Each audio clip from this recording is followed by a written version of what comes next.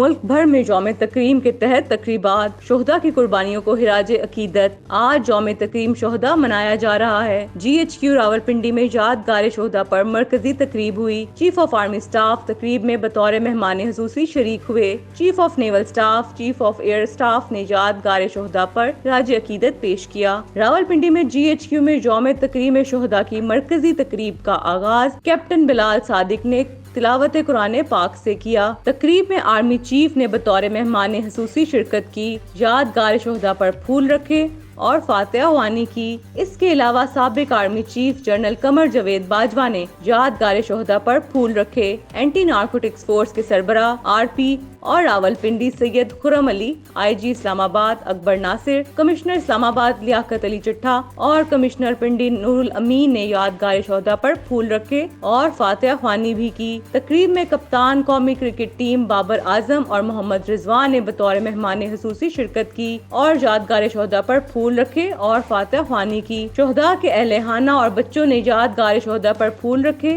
جبکہ anchor PTV عشرت فاطمہ نے یادگار شہداء پر پھول پیش کیے۔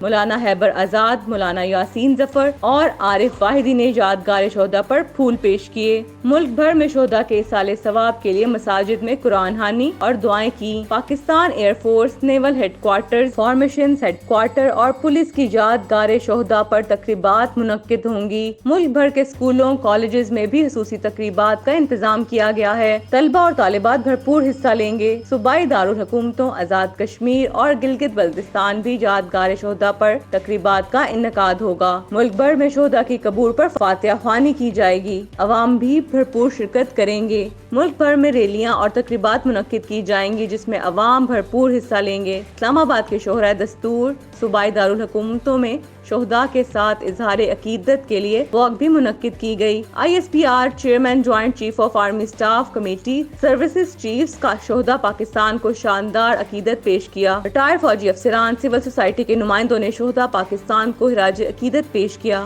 ISPR کا کہنا ہے کہ شہداء کے لازوال قربانیاں وطن عزیز کی آنے والی نسلوں کے لیے مشعل راہ ہیں۔